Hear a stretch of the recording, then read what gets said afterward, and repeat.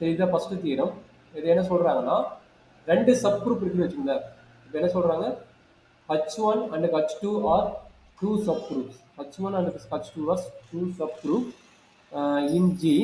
Then H1 and intersection H2 is also subgroup of G. அப்படின்னா என்னது, இன்டர்செக்ஷனாக இருந்தால் அதோட டேரெக்டாக அதனோட வேல்யூ வந்து நம்மளுக்கு வந்து சப் குரூப் ஆகும். கரெக்டுங்களா? அதோட வேல்யூஸும் சப் குரூப் ஆகும். அப்போ என்ன சொல்கிறாங்க, கண்டிப்பாக எம்டி செட்டாக இருக்காது. அதான் இங்கே சொல்லுங்கள். ஃபர்ஸ்ட் ஸ்டேட்மெண்ட்ல என்ன சொல்கிறாங்க, டூ சப் குரூப்பாக இருந்தால் அது கண்டிப்பாக எம்டி செட் இருக்காது. ஏன்னா சப் குரூப்புங்கிறீங்க. சப் குரூப்பும் போது என்னது, கண்டிப்பாக ஐடென்டி எலிமெண்டாச்சும் காமனாக இருக்கும். சரிங்களா? ரெண்டுக்கு ஏன்னா ஓவரால் செட்லேயே ஐடென்டி எலிமெண்ட் என்ன, இ தான். அப்போ ஒரு சப் குரூப் எடுக்கும்போது நம்மளுக்கு என்னதான் கிடைக்கும், ஐடென்டி எலிமெண்ட் மட்டும் சேஞ்சே ஆகாதுமா. எத்தனை சப் குரூப்பான எடுங்க, அந்த ஜியில் இருக்கிற எலிமெண்ட் தான் வந்து ஐடென்டி எலிமெண்ட் தான் வந்து எல்லா சப் குரூப்புமே வந்து ஐடென்டி எலிமெண்ட்.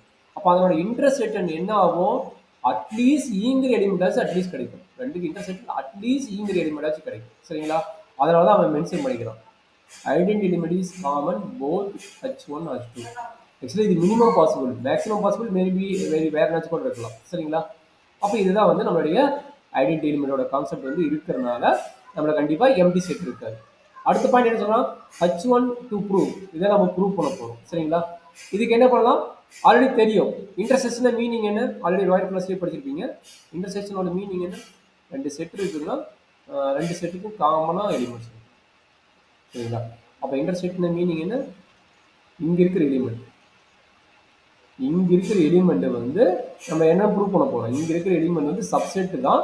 எதுக்கு, ஜிக்கு சப்செட் தான். இது வந்து ஜிக்கு சப்செட் தான். இது வந்து H1, இது வந்து H2. அதே மாதிரி இன்டர்செக்ஷன் இருக்குது, இன்டர்செக்ஷன் உள்ளதாக இருக்குது. அப்போ இன்டர்செக்ஷன் உள்ளதாக இருக்கும்போது ஜிக்கு சப்செட்டு தான். பட் இது நம்ம எப்படி சப் குரூப் ப்ரூவ் பண்ண போகிறோம், இங்கே இருக்கிற காமன் எலிமெண்ட் இருக்குது, இங்கே இருக்கிற காமன் எலிமெண்ட் வந்து குரூப்பாக ஆகும் ப்ரூவ் பண்ண போகிறோம். ஸோ அதுக்கு தான் அந்த ஐடியா எடுத்துக்கிறாங்க. என்ன சொல்லிக்கிறாங்க, so that A, B belongs to H1 intersection H2. Sub குரூப்போட என்ன ப்ரூஃப் வந்து இந்த பாட்டு இருந்தால் போடுறாங்க. இந்த பாட்டு இருந்தால் நம்மளுக்கு போடுறாங்க. சரியாம்மா? இந்த பாட்டு இருந்தால் நம்மளுக்கு போடுறாங்க. அப்போ என்ன எடுக்கிறீங்க, கண்டிப்பாக ஒரு element A, B belongs to H1 intersection H2 இருக்குது தான். அதாவது H1 intersection H2 என்னது, இந்த இடத்துல A, B இருக்குதுன்னா, நல்லா அண்டர்ஸ்டாண்ட் பண்ணீங்க. இந்த இடத்துல A, B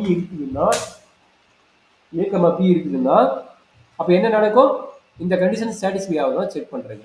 அப்போ ரெண்டு எலிமெண்ட் இருக்குமா, இன்டர்செக்ஷனில் என்னது, இன்டர்செக்ஷனையும் இருக்கும் அண்ட் செப்பரேட் ஆகும். ஏன்னா இங்கே இருக்கிற எலிமெண்ட் என்னது, H3 இருக்கும், H1 இருக்கும், H2 இருக்கும். அதான் சொல்கிறோம், செப்பரேட்டாக ரெண்டுலையுமே இருக்குங்கிறான், ரெண்டுலையுமே இருக்குங்கிறாங்க. அப்போ ரெண்டுலையுமே இருக்குதுன்னா அதோட இன்வெர்ஸும் ரெண்டுலையுமே இருக்கும்ல. அப்போ பி இன்வெர்ஸ் வந்து ரெண்டுலையுமே இருக்குங்கிறாங்க. சரிங்களா? அப்போ A star B inverse belongs to H1, A star B inverse belongs to H2. அப்போ ரெண்டுக்குமே இருக்குதுன்னா ரெண்டுக்கு காமனாக இருக்கும்ல, அந்த ரெண்டுக்கு காமன் தான் இந்த டெஃபினிஷன் இருக்காங்க. அப்போ therefore H1 intersection H2 is a subgroup. சரிங்களா?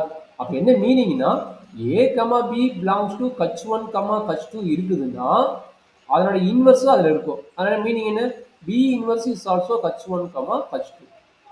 அப்போ மீனிங் என்ன, க்ளோசர் ப்ராப்பர்ட்டி சாட்டிஸ்ஃபை ஆகும். அப்போ B star A star B inverse also belongs to H1, A star B inverse is also belongs to H2. அப்போ ரெண்டுக்கு intersection என்ன இருக்கும், இந்த எலிமெண்ட் இன்டர்செக்ஷனாக தான் இருக்கும். அந்த இன்டர்செக்ஷன் இருக்கிறனால தான் இது வந்து சப் குரூப்புங்கிறாங்க. சரிங்களா? அப்போ என்னாச்சு, இன்டர்செக்ஷன் கண்டிப்பாக சப் குரூப்பு ஆகும். ரெண்டு டிஃப்ரெண்ட் சப் குரூப் எடுக்கும்போது அதனோட இன்டர்செக்ஷன் என்னவா தான் இருக்க போகுது,